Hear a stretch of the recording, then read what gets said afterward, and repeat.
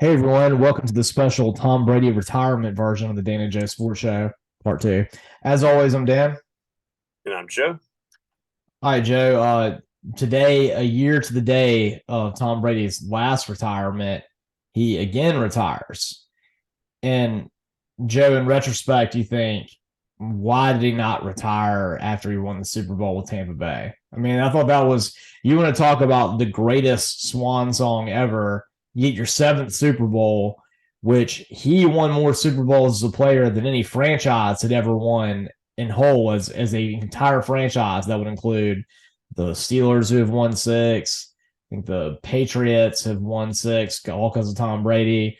And I think maybe the Cowboys and the 49ers, I think all of them have won like six. And Tom Brady, in and of himself, had exceeded them. And that seemed like the perfect time to go out. And then, of course, last year, they barely lose the team that wins the Super Bowl, but that's in the first round. Then this year, they probably shouldn't have made the playoffs, but only because the NFC South was such a dumpster fire this year did they get in. And they just get waxed by the Cowboys, who ended up being paper tigers. Yeah, I think it's a multitude of factors that led him to come back the last 2 years. I think first, from everything I've read about him, he always wanted to play until 45 just to prove that he could. That was kind of a benchmark, I think, for him personally. And then second, I think that the way the 2020 season went and they won the Super Bowl kind of surprisingly coming together flawlessly in the playoffs, I think that left him wanting more. And they had everybody coming back for the 2021 season. And I think he thought they had a legitimate chance to repeat.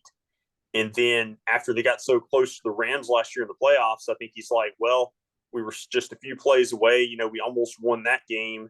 A last second field goal, lost it. Let's come back and run it back one more time. As a competitor, I just can't give it up. And I think that, there's different reasons. This year was kind of a disappointment. I think it had a lot to do with the coaching change, no longer having Bruce Arians as the head coach. I think hurt Yeah. him. They had a lot of injuries to the offensive line and wide receivers that hurt them. But I think that he was able to be more at peace with the fact that he knew the end result this year and he wasn't left as much with what if. Well, and if you watched him at the end of the season this year, you actually saw legitimate regression from his game, which you hadn't seen really ever with him. Um, and not only that, I think that Gronkowski not being there ended up being a big deal because a lot of times the Bucks would get stalled out in the red zone, and it would have been a time when they were throwing it to Gronkowski there when they got inside the 5 or the 6 yard line. It was third and goal. He was a big target there, and it was weird. They went from having one of the best tight end rooms in all of the NFL to having one of the worst. I mean, it used to be you had Gronkowski, Cameron Brate, and OJ Howard all in the same tight end field. And now you have just Cameron Brate, who I think was also injured this season too. And just, I mean, it was completely 180 right there. And I think that just shows you why the tight end position, I think, is becoming one of the most important positions in the NFL. And in my mind, one that you should spend more capital on than even a receiver. Like, whoever the team is that has the first pick next year, I think will be fools to not draft Brock Bowers. Whoever it is, Brock Bowers should be the number one overall draft pick. Well, it's kind of like the way basketball used to be, where you had to have that big man in order to win a championship. If you didn't have that, Hakeem Olajuwon or Shaquille O'Neal, you weren't going anywhere, or Bill Russell. And it's kind of reached that level to some degree with tight ends. And we saw that, to your point, with Gronkowski's absence, repeatedly we saw Tom Brady in the red zone, struggling to decide who to go to. Mm-hmm. Even in the playoff game against Dallas, he threw a costly interception in the red zone where he was just, I think, trying to throw the ball away because he didn't have anybody to target. But, even with the disappointment this year and with the struggles, there was still a part of me, and I saw and read a lot of speculation about this the last few days. It looked like Tom Brady might consider one more year, largely because as a competitor, you thought he didn't want to go out this way. Second, it seemed like there were some really good opportunities that were attractive, most notably the 49ers out in San Francisco, where he's from. Because, we can talk about the disappointment of his season, and, by his standards, it was disappointing. But rather quietly, he threw for 4,600 yards. he threw 25 touchdown passes, the same number of touchdown passes thrown by Justin Herbert and Trevor Lawrence. And so there was still a lot in the tank. And I think that the 49ers would have been a great situation for him. And so I think that was what surprised me the most for him this early in the offseason to apparently, give up that opportunity. I think apparently it's a big word right there. I mean, at this point, what fool me once, shame on you, fool me twice, shame on me, and then you don't get fooled again, right? That's the third time. So we'll see if he retracts on that, because being early, almost a year to the date of the last time that he retired. This one definitely seems a little bit more finite and real, but it's still, you kind of think that did make sense. It's a really good landing spot, especially when you consider that defense that they have and the fact that he would have a Gronkowski. George Kittle's is incredible. I mean, you got tight ends, you have him and Kelsey, and then everyone else is just way below them. They're on their own pedestal. I think Kelsey's probably a little bit better than Kittle's, but for to say this, Kelsey's had a better person throwing the ball. If Kittle's had Patrick Mahomes throwing the ball, would Kittle's be the face of the tight end in the NFL? Possibly. I think that talent wise, there's not a whole lot of gap there. But point being, Brady would have had his Gronkowski back if he had gone to the 49ers for a year. Mm-hmm. Yeah, I mean, it would have been tailor-made. Brandon Ayuk, Deebo Samuel, Christian McCaffrey, arguably the best defense in the NFL. Kyle Shanahan is your play caller. I mean, going back to his roots, his hometown, boyhood team. So it would have been, I think, a great situation. And largely, I'm kind of disappointed, we don't get to see that come to fruition.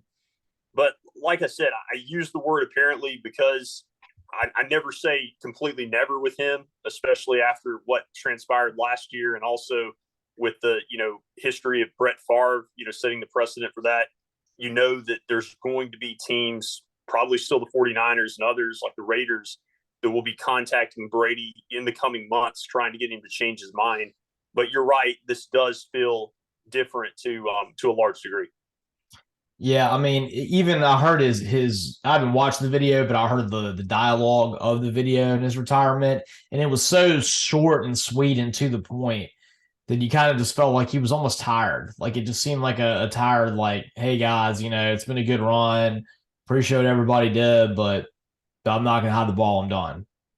Yeah, I mean, yeah, I totally kind of had that takeaway too. And he was kind of emotional at the end of the video. You could tell he was kind of choking back some of the words, thinking about this being it.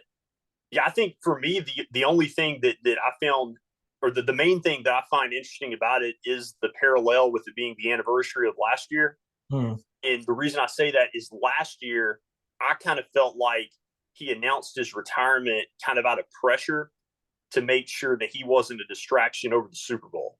Yeah. And he's kind of done the same thing this year. So that's the only peculiar thing about the timing.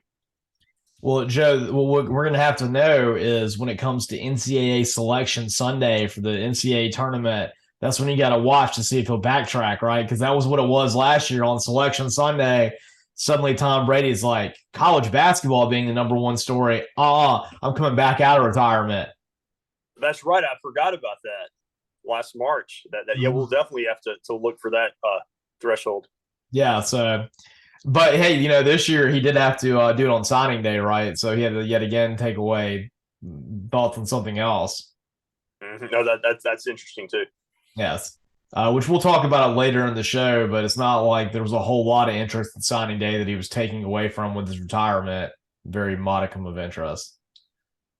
Yeah, but I mean, at the end of the day, though, it looks like it's it. If it is it, I really enjoyed watching his career, and I enjoyed the extra years that we got with him, in Tampa. I felt like I appreciated his career the last few years probably more than ever.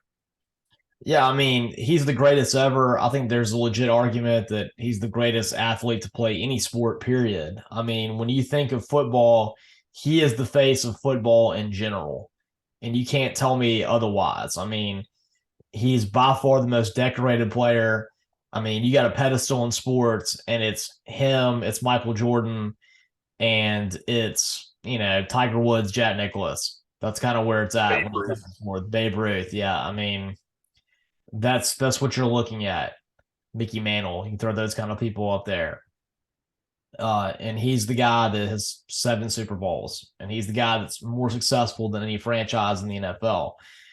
And getting that last one really got it through. I mean, I wish he would have retired when he was the Patriots. I felt like that team, that Saints team that he beat that year, was a pretty good Saints team that had a good chance to win the Super Bowl.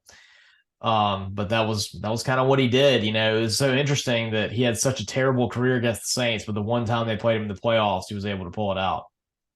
Yeah, that was ironic. And, that was a game that you look back, it's kind of the story of Brady's career. A lot of these games he was involved in that he won could have gone either way, going all the way back to the Raiders Tuck rule, the first playoff game that he played. And so much could have been different. But at the same time, he lost some of the most excruciating Super Bowl losses ever, like the two Giants losses. That's true. I mean, he got to have the chance to be the first team since the 72 Dolphins to be undefeated taken away from him. And in a game where they were playing a team that was, what, 9-7 in the regular season. I mean, the Giants were a wild card team, barely made the playoffs. And the only thing they had was a very, very good defense. I mean, they were basically playing with a quarterback that was Brock Purdy level, ability in that first one, because Eli Manning didn't have a whole lot of, weapons. He wasn't really honed in on his game at that point. He was still kind of a middle of the road NFL quarterback when that game happened, and they didn't have a whole lot of talent around him. Mm-hmm. No, they really didn't. And so that was definitely a surprising result historically. And, historically, the other takeaway from Brady I look at is, the impact that he had on two franchises that prior to him getting there had not won that much collectively, because the Patriots, like you said earlier, not a single championship before he got there. Mm-hmm. The Buccaneers, it'd been like 20 years since they had been relevant. And he, drastically kind of rewrote the narrative and the perception of both of those teams. And he did that with a consistency, unlike we've seen in the NFL. I know he had the 1 year where he missed most of the season due to injury in 2008. But after that, when he switched kind of his training regimen, diet, and lifestyle changes, he really never got hurt again. And it was just amazing to see somebody in their 40s, continuing to play at that high level. Well, and Joe, I mean, he probably already has written one, but he could write books on his workouts and his diets. I mean, you look at the kind of stuff that him and Giselle ate for all that time and the way he kept his body, and it's just spectacular. And that's the reason he was able to play till he was 45. And, he's one of those people that I'm sure there's a lot of people that dislike him, because he beat their teams, and, he's a really good looking guy that kind of has everything, but he worked for what he had. He worked for everything. I mean, and it came down to the way he lived every single day, the way he ate, the way he worked out, the way he put in all the effort he had to in the training. And I mean, I heard today that when he first got to Michigan, he was the 7th string quarterback at Michigan. And it took him 4 years to get on the field. He had a red shirt year, and he was a backup for 2 years before he was the starter. And then he got to start for his last 2 years. And then, of course, then get drafted to the 6th round. And the only reason he even got to play ever was because Drew Bledsoe got hurt. And so he just kept plugging, and when his opportunity came, he took it each time. Absolutely. It's really miraculous that he reached the level that he did, because he easily could not have had the opportunity to be there.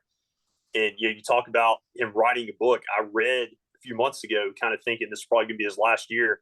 I read the book that he wrote, the TB12 Method, where he talked about everything that he does to train, and that's really such a thought-provoking and insightful book. I highly recommend it.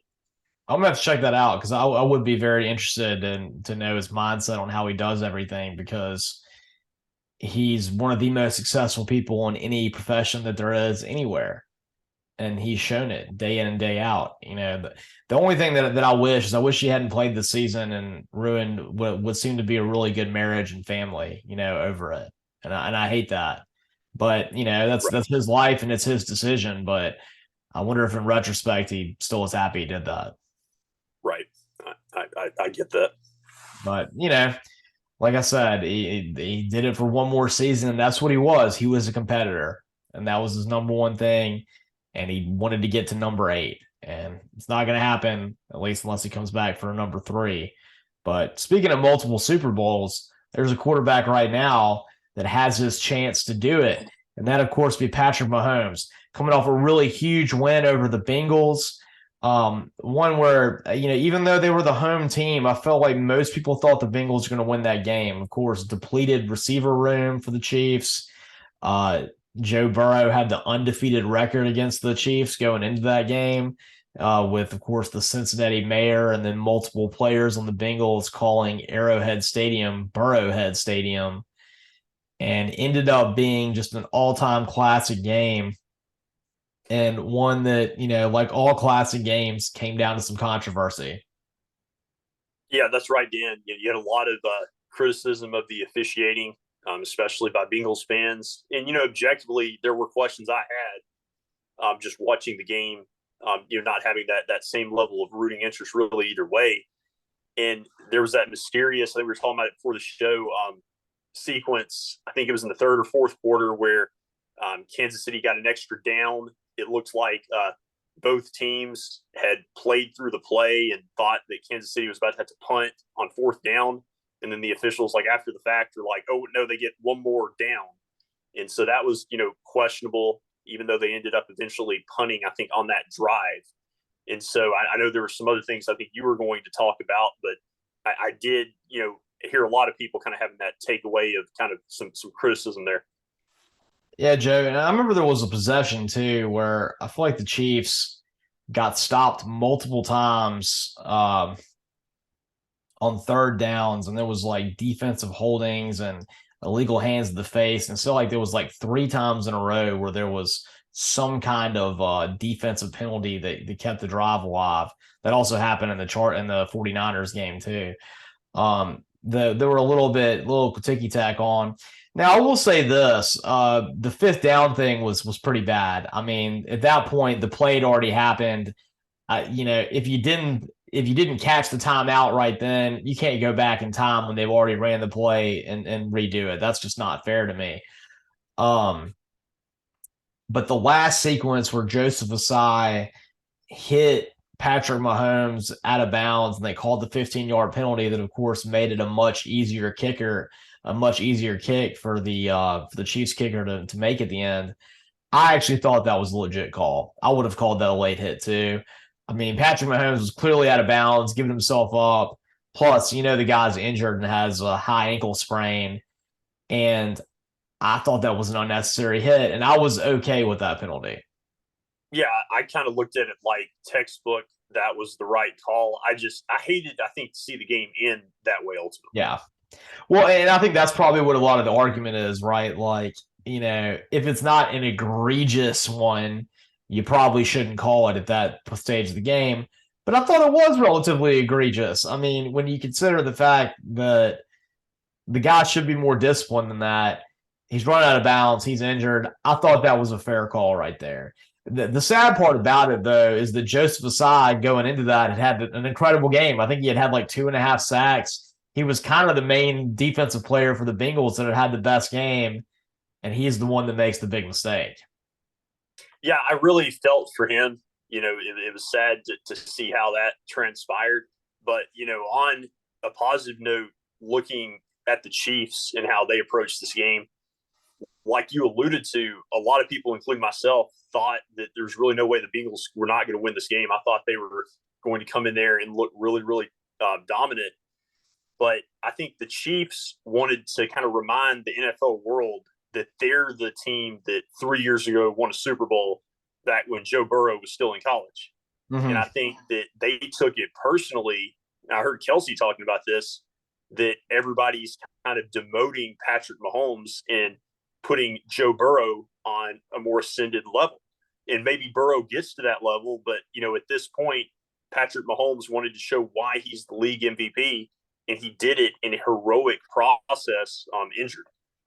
Right. I mean, that was, I'm sure Kelsey could have put it in a more eloquent term, but that's what he was trying to say at the end of that when he said Burrowhead mob bleep, and he said this is still Patrick Mahomes' place and he still is NFL.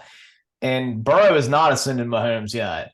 What Mahomes has done the last couple games is incredible. I mean, he basically was like Byron Leftwich back in that GMAC Bowl, having to like have players hop down the field, like help him hop down the field while he was playing the week before against the Jags. And this week, I mean, you could see that he was in pain, and yet the play he had to make with his legs, he'd gotten the 15-yard run right there, gotten him into field goal range before Ossai even hit him. That was a run that he made right there, which was probably excruciating every step that he took. And I mean, that was hero kind of stuff that he did right there. And it was a game too where a lot of things kind of went against him to where it would have been easy to lose. You see in football a lot of times where the team that has the ball for a long time has a lot of opportunities to put the game away, but doesn't come up with a lot of points, tends to lose. And they tend to lose sometimes even badly when they have that opportunity.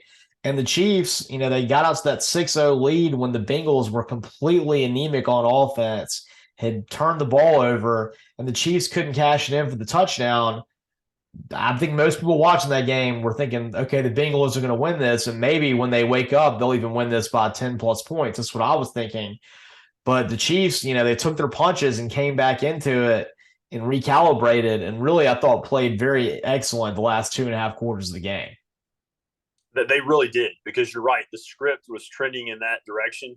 They weren't up by the significant margin they were last year when these teams faced in the AFC Championship game. I think they were up like 21-3 late in the second quarter and blew that in the second half in overtime.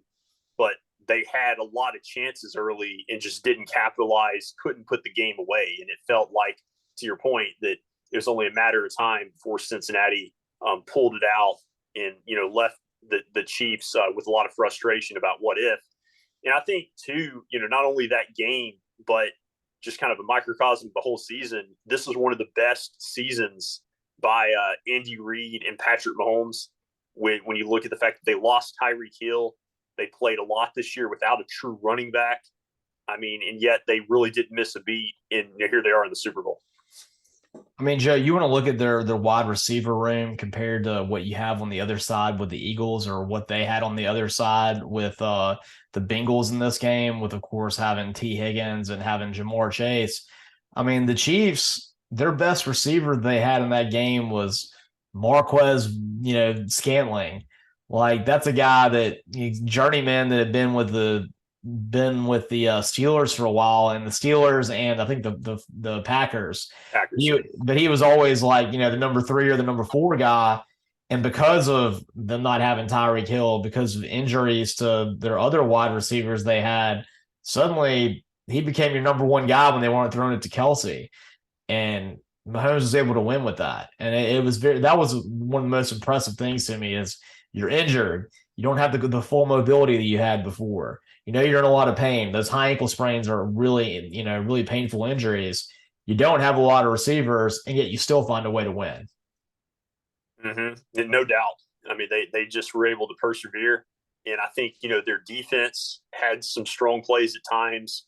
When they traded Tyreek Hill, they were able to get at least 1 or 2 extra first-round picks that they helped bolster their defense. And Chris Jones, was outstanding. Awesome. The entire game. Really made a difference on Burrow. And I think that, Cincinnati looks at this probably as a huge missed opportunity. And, their window is still enormous, but they've got to address some things in the offseason. I think most notably the offensive line. Yeah, Joe. I mean, and that was their problem last year. The reason they didn't win the Super Bowl last year is because they took on the Rams defensive line with, with Ndamukong Suh, and of course with Aaron Donald, and I mean, all just and that was their problem they had last year. And you thought that they were going to address that this year, and they got some players, but they still didn't have enough depth, and they had a couple injuries, and boom, they're back to being one of the worst O-lines in the NFL. And you saw it back-to-back weeks with Burrow just getting beat up by good defensive ends. Mm-hmm. Absolutely. So that's something they're going to have to address in the offseason. But the Chiefs, they survived this game, and then now they're going to move on to a big, formidable test against just an Eagles team that's on fire right now. Yeah, Joe, this Eagles team has been so dominant in this postseason. And they were the best team during the regular season, I think, in the NFL. I think that, you look at what their body of work was. They had a period of about 3 or 4 weeks where they looked really off, and that was when Jalen Hurts was injured. And the game they played against the Saints, I watched that and I was like, this is the team that everyone's been so enamored with this whole season. I mean, this is like a team that could go out in the first round of the playoffs. I'm not impressed. And Jalen Hurts, coming off an injury himself, didn't miss a beat, looked great against the Cowboys, very consistent. And then in this game against the number one defense in the NFL, a defense that was so good that DeMeco Ryans, the defensive coordinator, is now going to be the new head coach of the Texans. He parlayed it into that. I mean, they had long ball control drives. They scored touchdowns inside the red zone against a really tough defense. And something that made me even more impressive, Joe, is that they were able to run the ball against the 49ers. And they were able to run it to such a degree that the 49ers were making a lot of mental errors. You saw them hitting players late, doing kind of stupid moves when that was one of the most disciplined teams in the NFL, the 49ers were. And I mean, Jalen Hurts and this Eagles attack where it's a lot of run, it's a lot of quarterback run, but then they also have really good weapons like Goddard at tight end. And then, of course, Devontae Smith and A.J. Brown. They just feasted on what I thought was the best defense in the NFL. They did. I mean, anytime you have Bosa and Fred Warner, I mean, that's amazing that they were able to have this kind of offensive success. And then even in the divisional round against the Giants, a team I thought that was going to cause them a lot of trouble, they just absolutely blitzed them from start to finish. And I can, seldomly think of a team that's been this dominant through 2 games in a postseason in the NFL, getting to the Super Bowl. And I think that it's a fascinating case study when you look at not only what the Eagles did to the 49ers, but when you compare and contrast how they built their roster this year with what the Chiefs did, who will be their opponent in a couple of weeks, because the Chiefs decided to unload Tyreek Hill last offseason, load up on draft capital, and a lot of people might have expected them to be, a setback for a year or two, maybe a playoff team, but not necessarily contending for a Super Bowl. It looked like they were kind of building for the long haul under Patrick Mahomes. And then whereas the Eagles kind of went all in, they traded draft capital to the Titans and got A.J. Brown, and here they are. And so you've got that really intriguing understory with this matchup, in addition to the headliners with Andy Reid against his former team, and Nick Sirianno, the Eagles coach, used to be a Chiefs assistant. Well, not only that, Joe, you also have the Kelsey Bowl with Travis Kelce of the Chiefs, of course, their world-beating tight end, going against one of the best centers in the league, and Jason Kelce of the Eagles. So that's kind of cool to get to see 2 brothers playing each other in the Super Bowl. I'm not sure that that's ever happened before, actually, because it never happened with Eli and Peyton. They never played each other in the Super Bowl. And I can't think of another circumstance like that. The only one that maybe could have happened is the twin offensive linemen from Florida, the one that played for the Steelers for a while. I think they may have played each other in the Super Bowl, because I want to say that the Pounceys, I think the Pounceys may have done it. That's the only one and I'm not sure about that, but I'm thinking it's possible that the Pounceys may have played each other in the Super Bowl. Yeah, I thought somebody like them had done it, but I saw a graphic where the Kelceys are the first, but I was a little bit surprised they were the first. Yeah. But that's a cool story too. I mean, Kelce has definitely shown, and I mean, I've said it earlier in the show, how great the tight end position is and how important it is, because even with their depth, their lack of depth at receiver, Kelce can make up so much ground right there. And I mean, nowadays, I just look at tight end as the primo position. I was at the Senior Bowl practice yesterday, and I posted some of these things on our Instagram, and I think they're also on our Facebook account. I got some videos of Cam Watu from Alabama and a couple of the other tight ends. There's a Miami tight end and an Iowa State tight end doing drills. And what blew me away, Joe, is I knew Cam Watu was big, but the Miami tight end's like 2 inches taller than him. And I'm like, is this tight end like 6'8"? I mean, you have to see this guy to believe it because Cam Watson is every bit of 6'5", 6'6", and this guy's got a couple inches on him. And so you just think of like how useful these tight ends are that are this big. And I mean, how do you stop it? Yeah, I mean, the closest personal experience for me was being like not too far away from DK Metcalf when he was in college. That was definitely imposing, and that was really before he got to the NFL and really started training like where the level he is today.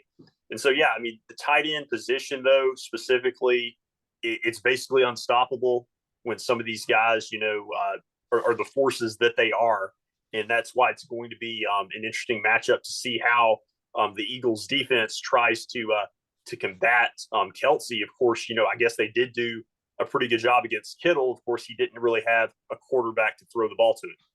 That's right, Joe. I mean, that's something else we want to talk about in this game. I don't understand this NFL rule that you can only have three quarterbacks on your roster because it's not really fair when you think about the 49ers. Of course, that Garoppolo get injured. Then they had Trey Lance get injured, and that's why you have Brock Purdy playing at all. And of course, Purdy gets the shoulder injury, or I think it's the elbow injury to begin the game, and they have to send Johnson out there. He gets a concussion, and then you have to send Purdy out there. He can't even throw the ball. I mean, I think he completed one pass after he came back in. And other than that, it was him pitching it or throwing or handing it off. And that's because they had to have a body out there. And I just thought that wasn't fair. Yeah, it surprised me. I did not realize that either. I thought that most teams might have a strategy to have a certain number of players at each position, kind of by custom, but I didn't think it was by rule. And so that did surprise me to find out that. And on that note, it's going to be interesting to see what the Niners do in the offseason to address the quarterback position, because it looks like Purdy's going to be out about 6 months, and I guess they're going to have to make that decision on Trey Lance versus Brock Purdy long term. Yeah, that'll be fascinating to watch because, of course, I mean, Purdy was so successful and Lance didn't really take much, get to show off what he was, even though he was a high draft pick. And so that'll be a fascinating debate. And, hopefully for Purdy, if they end up going with Lance, at least he's, shown enough to maybe get a spot somewhere else and have a real chance to be a starter. And the last thing I'll say, the one wild card, that we can't completely rule out would be Aaron Rodgers going to the 49ers, since it looks like there's a chance the Packers may move him this offseason. Ooh, well, that would be, I mean, if I were him, I would take that in a heartbeat. He's got a team that has been loading up on weapons, that has a great defense, that will support him. Meanwhile, the Packers have done nothing but be a thorn in his side, and he's lucky he's even won one Super Bowl with them. Mm-hmm. So it'd be interesting. Definitely. Joe, speaking of interesting, in the Australian Open, we see Djokovic get within one of Nadal's record now, winning yet another major. And he did it against Sissipas. And this time, Joe, the last time they played each other in a major, I think this actually was the Australian Open. That was when Sissipas had a 2-set lead. I think he had a game-winning point. I think he was up like 40 love or something, and Djokovic came back and beat him, and then Djokovic won 3 sets in a row to win it. And Tsitsipas hadn't even sniffed a major since then. But now, of course, he gets in the final and he has to take on Djokovic. And familiar ending. This time, Djokovic beat him in straight sets. Yeah, it just seemed like a foregone conclusion, that Djokovic was going to win. And, I didn't get to see the finals due to the early start time, but it definitely seemed like, he took care of business pretty easily. He did, and you're gonna, now he's got a chance to tie the record at the next major, and he will assuredly be the betting favorite. And with the way Nadal's playing right now, it's hard to see anybody really standing in opposition to him. Mm-hmm. Right, I could see that. But Joe, I thought a bigger story than Djokovic winning his major to get within one of Nadal was actually Sabalenka winning her first major. She's someone that for a while I thought was someone who was going to be a multiple major winner, really strong player. Like she just destroys the ball, a lot of talent. And she was someone that would win a lot during the regular season, but when it came to majors, never quite did what you thought she would do. But she had kept taking steps, getting closer and closer. And I was happy for her as she finally came through and won her first major. Yeah, I mean, that's a big step to get that first major. And then, be interesting to see with 3 more on the calendar year how she fares the next one. Absolutely, because it was difficult to beat the Polish player that they have right now, who's been just kind of dominating women's tennis. She was able to, get through that hurdle right there. And of course, we're still waiting on Coco Golf to win her first major. It hasn't happened yet, and it's a couple years now. I think a lot of people probably would have thought it would have been 2 years ago she won her first one. Seems like now all of that next Serena Williams talk probably a little premature. Right, right. I agree. But, hey, all she got to do is break through. You get that first one, and we'll see what happens after that. Right, just get that first one. That's right. All right, when we come back, we're going to talk a little bit of college sports, talk some Stetson Bennett and why he should have gone to the Senior Bowl, and maybe a couple of comments on the Senior Bowl, and of course, look at some basketball updates. We had the Big 12 SEC showdown and give a little update on that. And if you want to catch all of our episodes, you can check them out on Spotify. Just look up the Dan and Joe Sports Show on Spotify. You can subscribe to our YouTube channel and catch us live in living color that way. And you can also follow us on Twitter at DJ Sports Show and be a fan of our Facebook fan page. And as always, I'm Dan. And I'm Joe.